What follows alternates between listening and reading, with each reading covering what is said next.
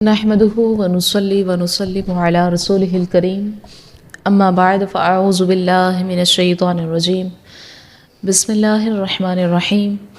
رب اشرح لي صدري ويسر لي امري واحلل عقدة من لساني يفقهوا قولي ربنا آتنا في الدنيا حسنة وفي الآخرة حسنة وقنا عذاب النار آمین بجاہ سید المرسلین صلی اللہ علیہ وسلم۔ سورہ حجرات کا دوسرا رکوع ہے۔ آیت نمبر 11 میں فرمان ہے، اے ایمان والو،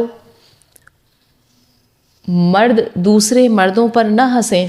ہو سکتا ہے کہ وہ ان ہنسنے والوں سے بہتر ہو، اور نہ عورتیں دوسری عورتوں پر ہنسیں، ہو سکتا ہے کہ وہ ان ہنسنے والیوں سے بہتر ہو، اور آپس میں کسی کو طعنہ نہ دو اور ایک دوسرے کے برے نام نہ رکھو۔ مسلمان ہونے کے بعد فاسق کہلانا کیا ہی برا نام ہے، اور جو توبہ نہ کریں تو وہی ظالم ہیں۔ اس آیت مبارکہ کے مختلف حصوں کا نزول مختلف واقعات میں ہوا ہے، اور آیت کے زیر تفسیر حصے کے نزول سے متعلق 2 واقعات ہم سماعت کرتے ہیں۔ حضرت عبداللہ بن عباس رضی اللہ عنہ فرماتے ہیں، حضرت ثابت بن قیس بن شماس رضی اللہ عنہ اونچا سنتے تھے۔ جب وہ رسول اللہ صلی اللہ علیہ وسلم کی مجلس شریف میں حاضر ہوتے تو صحابہ کرام رضی اللہ عنہم انہیں آگے بٹھاتے اور ان کے لیے جگہ خالی کر دیتے تاکہ وہ رسول اللہ صلی اللہ علیہ وسلم کے قریب حاضر رہ کر کلام مبارک سن سکیں۔ ایک روز انہیں حاضری میں دیر ہو گئی، اور جب مجلس شریف خوب بھر گئی اس وقت آپ تشریف لائے، اور قاعدہ یہ تھا کہ جو شخص ایسے وقت آتا اور مجلس میں جگہ نہ پاتا تو جہاں ہوتا وہیں کھڑا رہتا۔ لیکن حضرت ثابت رضی اللہ عنہ آئے تو وہ رسول کریم صلی اللہ علیہ وسلم کے قریب بیٹھنے کے لیے لوگوں کو ہٹاتے ہوئے یہ کہتے چلے کہ جگہ دو جگہ، یہاں تک کہ رسول اللہ صلی اللہ علیہ وسلم کے اتنے قریب پہنچ گئے کہ ان کے اور حضور صلی اللہ علیہ وسلم کے درمیان میں صرف ایک شخص رہ گیا۔ انہوں نے اس سے بھی کہا کہ جگہ دو۔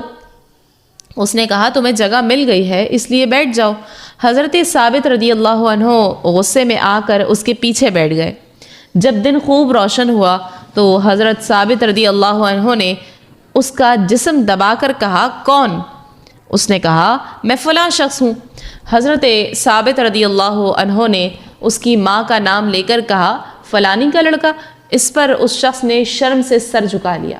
کیونکہ اس زمانے میں ایسا کلمہ آر دلانے کے لیے کہا جاتا تھا، تو اس پر یہ آیت کریمہ نازل ہوئی۔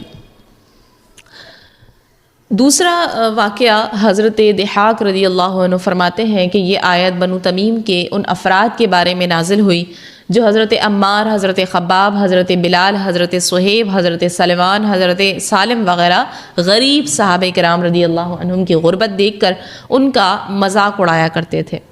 ان کے بارے میں یہ آیت نازل ہوئی اور فرمایا گیا کہ مرد مردوں سے نہ ہنسے، یعنی مالدار غریبوں کا، بلند نسبہ والے دوسرے نسب والوں کا، تندرست اپاہج کا، اور آنکھ والے اس کا مذاق نہ اڑائیں جس کی آنکھ میں عیب ہو سکتا ہے کہ وہ ان ہنسنے والوں سے صدق اور اخلاص میں بہتر ہوں۔ آیت کے دوسرے شان نزول سے معلوم ہوا کہ اگر کسی شخص میں فقر، محتاجی اور غریبی کے آثار نظر آئیں تو ان کی بنا پر جو ہے اس کا مذاق نہ اڑایا جائے۔ ہو سکتا ہے کہ جس کا مذاق اڑایا جا رہا ہے وہ مذاق اڑانے والے کے مقابلے میں دینداری کے لحاظ سے کہیں بہتر ہو۔ حضرت انس بن مالک رضی اللہ عنہ سے روایت ہے، رسول اللہ صلی اللہ علیہ وسلم نے فرمایا، کتنے ہی لوگ ایسے ہیں جن کے بال بکھرے ہوئے اور غبار آلود ہوتے ہیں، ان کے پاس 2 پرانی چادریں ہوتی ہیں اور انہیں کوئی پناہ نہیں دیتا، لیکن اللہ رب العزت کی بارگاہ میں ان کا مرتبہ یہ ہوتا ہے کہ اگر وہ اللہ تبارک و تعالیٰ پر قسم کھا لیں کہ اللہ فلاں کام کرے گا تو اللہ تبارک و تعالیٰ وہ کام کر کے ان کی قسم کو سچا کر دیتا ہے۔ اور حضرت حارث بن وہب خزائی رضی اللہ عنہ سے روایت ہے، نبی کریم صلی اللہ علیہ وسلم نے فرمایا، کیا میں تمہیں جنتی لوگوں کے بارے میں نہ بتاؤں؟ یہ ہر وہ شخص ہے جو کمزور اور لوگوں کی نگاہوں میں گرا ہوا ہے، اگر وہ اللہ پر قسم کھا لے تو اللہ ضرور اس کی قسم سچی کر دے گا۔ پھر آیت میں فرمایا گیا وَلَا نِسَاءٌ مِّن نِسَاءٍ عَسَىٰ أَن يَكُنَّ خَيْرًا مِّنْهُنَّ، اور نہ عورتیں دوسری عورتوں پر ہنسیں، ہو سکتا ہے کہ وہ ان ہنسنے والیوں سے بہتر ہو۔ آیت کریمہ کے اس حصے کے نزول سے متعلق بھی دو روایات موجود ہیں۔ ایک تو یہ ہے کہ حضرت انس رضی اللہ عنہ فرماتے ہیں یہ آیت رسول اللہ صلی اللہ علیہ وسلم کی ازواج مطہرات رضی اللہ عنہن کے متعلق نازل ہوئی ہے۔ انہوں نے حضرت ام سلمہ رضی اللہ عنہا کو چھوٹے قد کی وجہ سے شرمندہ کیا تھا۔ دوسری روایت یہ کہ حضرت عبداللہ بن عباس رضی اللہ عنہما فرماتے ہیں آیت کا یہ حصہ ام المومنین حضرت صفیہ بنت حیی رضی اللہ عنہا کے حق میں اس وقت نازل ہوا جب انہیں رسول اللہ صلی اللہ علیہ وسلم کی ایک زوجہ مطہرہ نے یہودی کی بیٹی کہا۔ اس واقعے کی تفصیل بیان کرتے ہوئے حضرت انس رضی اللہ عنہ فرماتے ہیں کہ ام المومنین حضرت صفیہ رضی اللہ عنہا کو معلوم ہوا کہ حضرت حفصہ رضی اللہ عنہا نے انہیں یہودی کی لڑکی کہا ہے۔ اس پر انہیں رنج ہوا اور آپ رونے لگی۔ جب رسول اللہ صلی اللہ علیہ وسلم ان کے پاس تشریف لائے اور انہیں روتا ہوا پایا تو فرمایا تم کیوں رو رہی ہو؟ عرض کی حضرت حفصہ رضی اللہ عنہا نے مجھے یہودی کی لڑکی کہا ہے۔ تو حضور اکرم صلی اللہ علیہ وسلم نے فرمایا تم نبی زادی ہو، تیرے چچا نبی ہے اور نبی کی بیوی ہو، تو تم پر وہ کیا فخر کرتی ہے؟ اور حضرت حفصہ رضی اللہ عنہا سے فرمایا اے حفصہ اللہ سے ڈرو۔ پھر آگے فرمایا گیا آیت نمبر 12 میں اے ایمان والو بہت زیادہ گمان کرنے سے بچو، بے شک کوئی گمان گناہ ہو جاتا ہے، اور پوشیدہ باتوں کی جستجو نہ کرو اور ایک دوسرے کی غیبت نہ کرو۔ کیا تم میں کوئی پسند کرے گا کہ اپنے مرے ہوئے بھائی کا گوشت کھائے؟ تو یہ تمہیں ناپسند ہوگا، اور اللہ سے ڈرو، بے شک اللہ بہت توبہ قبول کرنے والا مہربان ہے۔ آیت میں فرمایا گیا اے ایمان والو بہت زیادہ گمان کرنے سے بچو۔ آیت کے اس حصے میں اللہ رب العزت نے اپنے مومن بندوں کو بہت زیادہ گمان کرنے سے منع فرمایا، کیونکہ بعض گمان ایسے ہیں جو محض گناہ ہیں، لہٰذا احتیاط کا تقاضا یہ ہے کہ گمان کی کثرت سے بچا جائے۔ امام فخر الدین رازی علیہ رحمہ فرماتے ہیں کہ یہاں آیت میں گمان کرنے سے بچنے کا حکم دیا گیا کیونکہ گمان ایک دوسرے کو عیب لگانے کا سبب ہے، اس پر کبھی افعال صادر ہونے کا مدار ہے اور اسی سے خفیہ دشمن ظاہر ہوتا ہے، اور کہنے والا جب ان امور سے یقینی طور پر واقف ہوگا تو وہ اس بات پر بہت کم یقین کرے گا کہ کسی میں عیب ہے تاکہ اسے عیب لگائے، کیونکہ کبھی فعل بظاہر کبھی ہوتا ہے لیکن حقیقت میں ایسا نہیں ہوتا، اس لیے کہ ممکن ہے کہ کرنے والا اسے بھول کر رہا ہو یا دیکھنے والا غلطی پر ہو۔ پھر آیت کریمہ میں فرمایا گیا مزید وَلَا يَغْضَبْ بَعْضُكُمْ بَعْضًا، اور ایک دوسرے کی غیبت نہ کرو۔ اس آیت میں تیسرا حکم یہ دیا گیا کہ ایک دوسرے کی غیبت نہ کرو۔ کیا تم میں کوئی یہ پسند کرے گا کہ اپنے مرے ہوئے بھائی کا گوشت کھائے؟ یقیناً یہ تمہیں ناپسند ہوگا۔ تو پھر مسلمان بھائی کی غیبت بھی تمہیں گوارا نہ ہونی چاہیے، کیونکہ اس کو پیٹھ پیچھے برا کہنا اس کے مرنے کے بعد اس کا گوشت کھانے کی مثل ہے، کیونکہ جس طرح کسی کا گوشت کاٹنے سے اس کو ایذا ہوتی ہے، تکلیف ہوتی ہے، اس طرح اس کی بدگوئی کرنے سے اسے قلبی تکلیف ہوتی ہے، اور در حقیقت عزت و آبرو گوشت سے زیادہ پیاری ہے۔ جب رسول اللہ صلی اللہ علیہ وسلم جہاد کے لیے روانہ ہوتے اور سفر فرماتے تو ہر 2 مالداروں کے ساتھ ایک غریب مسلمان کو کر دیتے کہ وہ غریب ان کی خدمت کرے اور وہ اسے کھلائے پلائے، یوں ہر ایک کا کام چلے۔ اسی دستور کے مطابق حضرت سلمان رضی اللہ عنہ 2 آدمیوں کے ساتھ کیے گئے تھے۔ ایک روز جو ہے وہ سو گئے اور کھانا تیار نہ کر سکے، تو ان دونوں نے انہیں کھانا طلب کرنے کے لیے رسول کریم صلی اللہ علیہ وسلم کی خدمت میں بھیجا۔ حضور اقدس صلی اللہ علیہ وسلم کے کچن کے خادم حضرت اسامہ رضی اللہ عنہ تھے، ان کے پاس کھانے میں سے کچھ باقی نہ رہا تھا، اس لیے انہوں نے فرمایا کہ میرے پاس تو کچھ بھی نہیں ہے۔ حضرت سلمان رضی اللہ عنہ نے یہی آ کر کہہ دیا تو ان دونوں رفیقوں نے کہا اسامہ رضی اللہ عنہ نے بخل کیا، جب وہ رسول اللہ صلی اللہ علیہ وسلم کی خدمت میں حاضر ہوئے تو آپ نے ارشاد فرمایا میں تمہارے منہ میں گوشت کی رنگت دیکھتا ہوں۔ انہوں نے عرض کی کہ ہم نے گوشت کھایا ہی نہیں۔ ارشاد فرمایا تم نے غیبت کی، اور جو مسلمان کی غیبت کرے اس نے مسلمان کا گوشت کھایا ہے۔ اللہ تبارک و تعالی ہمیں غیبت جیسی خطرناک باطنی بیماری سے محفوظ فرمائے، آمین۔ آگے آیت نمبر 13 میں فرمایا اے لوگو ہم نے تمہیں ایک مرد اور ایک عورت سے پیدا کیا اور تمہیں قومیں اور قبیلے بنایا تاکہ تم آپس میں پہچان رکھو۔ بے شک اللہ کے یہاں تم میں زیادہ عزت والا وہ ہے جو تم میں زیادہ پرہیزگار ہے، بے شک اللہ جاننے والا خبردار ہے۔ ارشاد فرمایا کہ اے لوگو ہم نے تمہیں ایک مرد حضرت آدم علیہ السلام اور ایک عورت حضرت حوا رضی اللہ عنہا سے پیدا کیا، اور جب نسب کے اس انتہائی درجے پر جا کر تم سب کے سب مل جاتے ہو تو نسب میں ایک دوسرے پر فخر اور بڑائی کا اظہار کرنے کی کوئی وجہ نہیں، سب برابر ہو اور ایک جد اعلیٰ کی اولاد ہو، اس لیے نسب کی وجہ سے ایک دوسرے پر فخر کا اظہار نہ کرو۔ اور ہم نے تمہیں مختلف قومیں، قبیلے اور خاندان بنایا تاکہ تم آپس میں ایک دوسرے کی پہچان رکھو اور ایک شخص دوسرے کا نسب جانے، اور اس طرح کوئی اپنے باپ دادا کے سوا دوسرے کی طرف اپنے آپ کو منسوب نہ کرے، نہ یہ کہ اپنے نسب پر فخر کرنے لگ جائے اور دوسروں کی تحقیر کرنا شروع کر دے۔ یاد رکھیے کہ دنیا میں وہ امور اگرچہ کثیر ہیں کہ جن کی وجہ سے فخر و تکبر کیا جاتا ہے، لیکن نسب ان میں سب سے بڑا امر ہے، کیونکہ مال، حسن اور بزرگی کی وجہ سے کیا جانے والا تکبر ہمیشہ نہیں رہتا، بلکہ ان چیزوں کے ختم ہونے پر تکبر بھی ختم ہو جاتا ہے، جبکہ نسب کی وجہ سے کیا جانے والا تکبر ختم نہیں ہوتا۔ اسی لیے یہاں بطور خاص اسے ذکر کیا گیا۔ فخر و تکبر کے اسباب میں سے ایک اہم سبب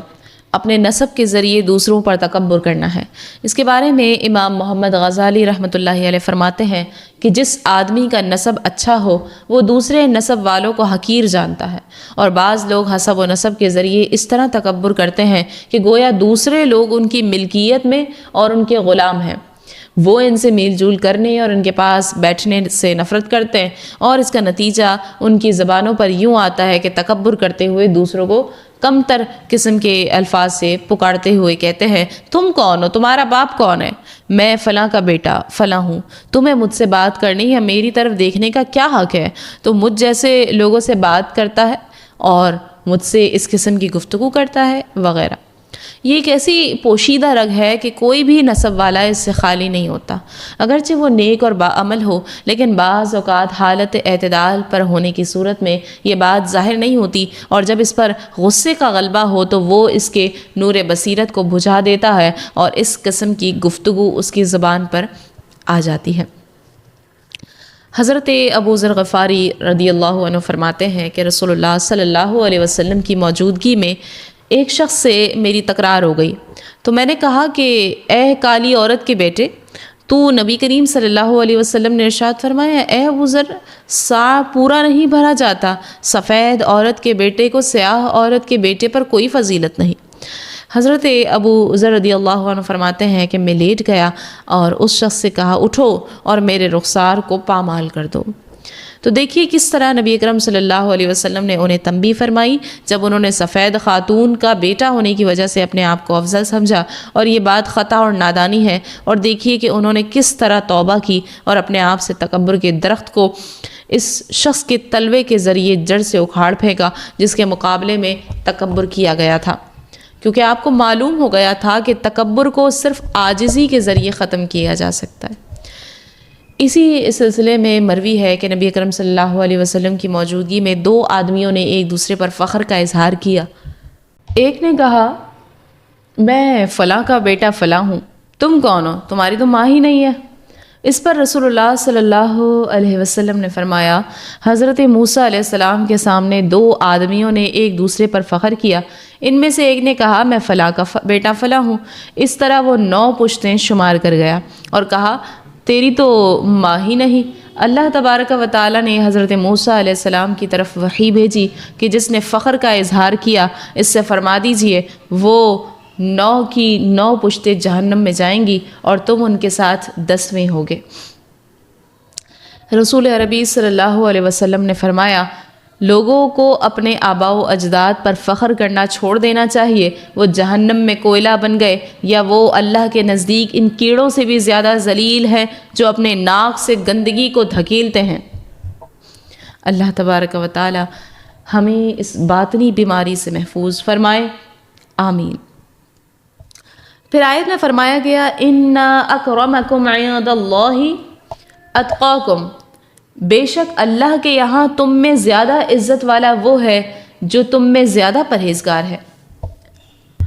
آیت مبارکہ کے اس حصے میں وہ چیز بیان فرمائی جا رہی ہے جو انسان کے لیے شرافت و فضیلت کا سبب ہے اور جس سے اسے اللہ تبارک و تعالیٰ کی بارگاہ میں عزت حاصل ہوتی ہے۔ ارشاد فرمایا کہ بے شک اللہ کی بارگاہ میں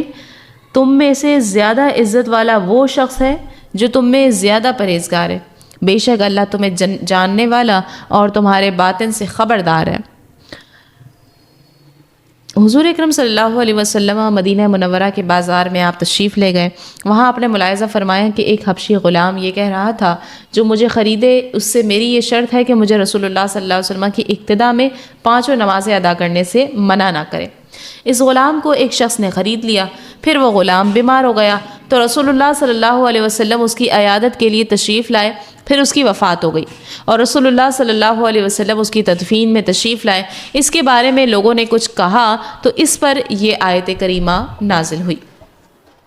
تو اس سے معلوم ہوا کہ اللہ رب العزت کی بارگاہ میں عزت و فضیلت کا مدار نسب نہیں بلکہ پرہیزگاری ہے، لہٰذا ہر مسلمان کو چاہیے کہ وہ نسب پر فخر کرنے سے بچے اور تقوی و پرہیزگاری اختیار کرے تاکہ اللہ کی بارگاہ میں اسے عزت و فضیلت نصیب ہو۔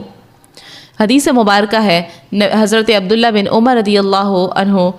فرماتے ہیں فتح مکہ کے دن رسول اللہ صلی اللہ علیہ وسلم نے خطبہ دیتے ہوئے ارشاد فرمایا، اے لوگو، اللہ تبارک و تعالی نے تم سے جاہلیت کا غرور اور ایک دوسرے پر خاندانی فخر دور کر دیا ہے، اور اب صرف 2 قسم کے لوگ ہیں، ایک نیک اور متقی شخص جو کہ اللہ کی بارگاہ میں معزز ہے، دوسرا گناہ گار اور بدبخت آدمی اللہ کی بارگاہ میں ذلیل و خوار ہے۔ تمام لوگ حضرت آدم علیہ السلام کی اولاد ہیں اور حضرت آدم علیہ السلام کو اللہ نے مٹی سے پیدا کیا۔ اللہ تعالیٰ ارشاد فرماتا ہے، اے لوگو، ہم نے تمہیں ایک مرد اور ایک عورت سے پیدا کیا اور تمہیں قومیں اور قبیلے بنایا تاکہ تم آپس میں پہچان رکھو، بے شک اللہ کے یہاں تم میں زیادہ عزت والا وہ ہے جو تم میں زیادہ پرہیزگار ہے، بے شک اللہ جاننے والا خبردار ہے۔ حضرت عدا بن خالد رضی اللہ عنہ آپ فرماتے ہیں کہ میں حجۃ الوداع کے دن رسول اللہ صلی اللہ علیہ وسلم کی ممبر اقدس کے نیچے بیٹھا ہوا تھا۔ آپ نے اللہ کی حمد و ثنا کی، پھر فرمایا، بے شک اللہ تعالیٰ ارشاد فرماتا ہے، اے لوگو، ہم نے تمہیں ایک مرد اور ایک عورت سے پیدا کیا اور تمہیں قومیں اور قبیلے بنایا تاکہ تم آپس میں پہچان رکھو، بے شک اللہ کے یہاں تم میں زیادہ عزت والا وہ ہے جو تم میں زیادہ پرہیزگار ہے۔ تو کسی عربی کو اجمی پر کوئی فضیلت حاصل نہیں ہے اور نہ ہی کسی اجمی کو عربی پر فضیلت حاصل ہے، کسی کالے کو گورے پر کوئی فضیلت حاصل نہیں ہے اور نہ ہی کسی گورے کو کالے پر فضیلت حاصل ہے، بلکہ فضیلت صرف تقوی و پرہیزگاری سے ہے، تو جو متقی اور پرہیزگار ہے وہ افضل ہے۔ اور حضرت علی المرتضیٰ رضی اللہ عنہ سے روایت ہے، نبی کریم صلی اللہ علیہ وسلم نے فرمایا،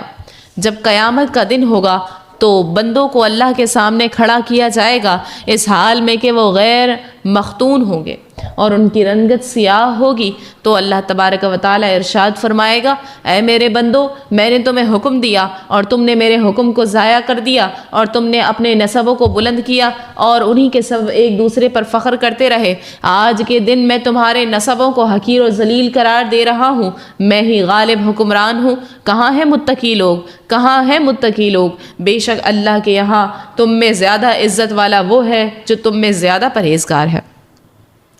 اللہ رب العزت ہمیں نسبی فخر و تکبر سے بچائے اور تقوی و پرہیزگاری اختیار کرنے کی ہم سب کو توفیق مرحمت فرمائے، آمین۔ آگے آیت نمبر 14 میں فرمایا، دیہاتیوں نے کہا، ہم ایمان لے آئے، تم فرماؤ تم ایمان تو نہیں لائے، ہاں یوں کہو کہ ہم فرما بردار ہوئے اور ابھی ایمان تمہارے دلوں میں داخل نہیں ہوا، اور اگر تم اللہ اور اس کے رسول کی فرما برداری کرو گے تو تمہارے اعمال سے کچھ کمی نہیں کرے گا، بے شک اللہ بخشنے والا مہربان ہے۔ بنو اسد بنو خزیمہ کے کچھ لوگ خشک سالی کے زمانے میں رسول اللہ صلی اللہ علیہ وسلم کی خدمت میں حاضر ہوئے اور اسلام کا اظہار کیا۔ ان لوگوں نے مدینے کے راستوں میں گندگی پھیلائی اور ان کی وجہ سے وہاں غلے کے دام بڑھ گئے، اور دوسری طرف صبح و شام رسول کریم صلی اللہ علیہ وسلم کی خدمت میں آ کر اپنے اسلام لانے کا احسان جتاتے اور کہتے کہ ہمیں کچھ دیجیے۔ ان کے بارے میں یہ آیت نازل ہوئی اور فرمایا گیا کہ دیہاتیوں نے کہا ہم ایمان لے آئے، اے رسول صلی اللہ علیہ وسلم آپ ان سے فرما دیں تم سچے دل سے ایمان تو نہیں لائے، ہاں یوں کہو کہ ہم ظاہری طور پر فرما بردار ہوئے اور ابھی ایمان تمہارے دلوں میں داخل نہیں ہوا ہے، اور اگر تم ظاہری و باطنی طور پر سچائی اور اخلاص کے ساتھ نفاق کو چھوڑ کر اللہ اور اس کے رسول صلی اللہ علیہ وسلم کی فرما برداری کرو گے تو اللہ تعالیٰ تمہارے نیک اعمال کے ثواب سے کچھ کمی نہیں کرے گا، بلکہ تمہیں اپنی شان کے لائق جزا دے گا جو تمہارے وہم و گمان سے باہر ہے۔ بے شک اللہ تعالیٰ بندوں کے گناہوں پر پردہ ڈال کر انہیں بخشنے والا اور انہیں توبہ کی ہدایت دے کر ان پر مہربانی فرمانے والا ہے۔ یہاں آیت کی مناسبت سے دو باتیں یاد رکھیے، ایک یہ کہ محض زبانی اقرار جس کے ساتھ قلبی تصدیق نہ ہو معتبر نہیں ہے اور اس سے آدمی مومن نہیں ہوتا، دوسری یہ کہ اطاعت و فرما برداری اسلام کے لغوی معنی ہے اور شرعی معنی میں اسلام اور ایمان ایک ہیں، ان میں کوئی فرق نہیں ہے۔ آگے آیت نمبر 15 میں فرمایا ایمان والے تو وہی ہیں جو اللہ اور اس کے رسول صلی اللہ علیہ وسلم پر ایمان لائے، پھر انہوں نے شک نہ کیا اور اپنی جان اور مال سے اللہ کی راہ میں جہاد کیا، وہی سچے ہیں۔ ایمان کا دعویٰ کرنے والے دیہاتیوں سے فرمایا گیا کہ اگر تم ایمان لانا چاہتے ہو تو یاد رکھو کہ ایمان والے تو وہی ہیں جو اللہ تعالیٰ اور اس کے رسول صلی اللہ علیہ وسلم پر ایمان لائے، پھر انہوں نے اپنے دین و ایمان میں شک نہ کیا اور اپنی جان اور مال سے اللہ کی راہ میں جہاد کیا، اور یہی لوگ ایمان کے دعوے میں سچے ہیں۔ آگے آیت نمبر 16 میں فرمایا تم فرماؤ کیا تم اللہ کو اپنا دین بتاتے ہو، حالانکہ اللہ جانتا ہے جو کچھ آسمانوں میں اور جو کچھ زمین میں ہے، اور اللہ سب کچھ جانتا ہے۔ جب اس سے پہلے کہ دونوں آیتیں نازل ہوئیں تو دیہاتیوں نے قسمیں کھا کر کہا کہ ہم مخلص مومن ہیں۔ اس پر آیت نازل ہوئی اور رسول اللہ صلی اللہ علیہ وسلم کو خطاب فرمایا گیا، اے حبیب صلی اللہ علیہ وسلم آپ ان سے فرما دیں کیا تم اللہ کو اپنے دین کی خبر دے رہے ہو، حالانکہ جو کچھ آسمانوں اور زمینوں میں موجود ہے اسے اللہ تبارک و تعالیٰ جانتا ہے اور اس سے کچھ بھی پوشیدہ نہیں ہے، اور اللہ کی شان یہ ہے کہ وہ سب کچھ جانتا ہے۔ مومن کا ایمان بھی اسے معلوم ہے اور منافق کا نفاق بھی اس کے علم میں ہے، تمہارے بتانے اور خبر دینے کی حاجت نہیں ہے۔ پھر آیت نمبر 17 میں فرمایا اے محبوب وہ تم پر احسان جتاتے ہیں کہ وہ مسلمان ہو گئے، تم فرماؤ اپنے اسلام کا احسان مجھ پر نہ رکھو بلکہ اللہ تم پر احسان رکھتا ہے کہ اس نے تمہیں اسلام کی ہدایت دی اگر تم سچے ہو۔ ارشاد فرمایا کہ اے محبوب صلی اللہ علیہ وسلم یہ لوگ آپ پر احسان جتاتے ہیں کہ ہم مسلمان ہو گئے ہیں، تو آپ ان کی یہ غلط فہمی دور کر دیں اور انہیں بتا دیں کہ تم نے اسلام لا کر مجھ پر کوئی احسان نہیں کیا بلکہ اللہ نے تم پر احسان کیا کہ تم کو ایمان کی دولت دی دی، ورنہ کافر مرتے تو جہنم میں جاتے اور ہمیشہ کے لیے عذاب کے حقدار ٹھہرتے۔ تو اس سے معلوم ہوا کہ کسی مخلوق کا رسول اللہ صلی اللہ علیہ وسلم پر احسان نہیں بلکہ سب پر رسول اللہ صلی اللہ علیہ وسلم کا احسان ہے کہ ہمیں جو نعمتیں ملی وہ رسول اکرم صلی اللہ علیہ وسلم کی طفیل ہی ملی، مگر تمام جہان کافر ہو جائے تو رسول اللہ صلی اللہ علیہ وسلم کا کچھ نہیں بگڑتا، اور اگر تمام دنیا مومن و متقی ہو جائے تو رسول اکرم صلی اللہ علیہ وسلم پر کچھ احسان نہیں۔ اگر ہم سورج سے نور لے لیں تو ہمارا احسان سورج پر نہیں بلکہ اس کا ہم پر احسان ہے۔ آیت نمبر 18 میں فرمایا بے شک اللہ آسمانوں اور زمین کے سب غیب جانتا ہے اور اللہ تمہارے کام دیکھ رہا ہے۔ یعنی جو علیم و خبیر تمام آسمانوں کے غیوب جانتا ہے اس پر تمہارے دل کے حالات کیسے چھپ سکتے ہیں؟ اس کی بارگاہ میں اپنا ایمان ظاہر کرنا یہ عبث ہے۔ یاد رکھیں کہ ہم گناہ گاروں کا یہ عرض کرنا کہ اے اللہ ہم گناہ گار ہیں، یا اے مولا ہم تیرے حبیب صلی اللہ علیہ وسلم پر ایمان لائے، یہ اللہ پر ظاہر کرنے کے لیے نہیں بلکہ اس سے بھیک مانگنے کے لیے ہے، لہٰذا یہ آیت ان آیتوں کے خلاف نہیں جن میں اس کے اظہار کا ذکر ہے۔ اور اسی آیت مبارکہ پر سورہ حجرات اپنے اختتام کو پہنچتی ہے۔ اللہ تبارک و تعالی ہمارے دلوں کو تکبر، عیب جوئی، غیبت اور تمسخر سے پاک کر دے، ہمیں ایک دوسرے کے لیے رحمت، محبت اور خیر خواہی کا ذریعہ بنائے۔ الہ العالمین ہمیں ان لوگوں میں شامل فرما جو بات کو سنے، پرکھے اور پھر اس پر عمل کرے۔ ہمیں جلد بازی، بدگمانی اور ناحق فیصلوں سے محفوظ فرما۔ اے اللہ ہمیں تقوی کی اصل حقیقت سمجھا دے، ہمیں رنگ، نسل اور نسب کے غرور سے نکال کر اپنی اطاعت اور عاجزی کی راہ پر چلا دے۔ الہ العالمین اے رب رحمان ہمارے ایمان کو محض دعویٰ نہ رہنے دے بلکہ ہمارے قول و عمل سے ظاہر فرما دے، ہمیں سچا ایمان، سچی اطاعت اور اچھا انجام عطا فرما۔ یا الہ العالمین اس پوری صورت میں سکھائے گئے آداب اور اخلاق کو ہماری زندگیوں میں نافذ فرما دے، ہمیں دنیا و آخرت دونوں میں سرخرو فرما۔ آمین یا رب العالمین بجاہ سید المرسلین صلی اللہ علیہ وسلم وما علینا الا البلاغ المبین۔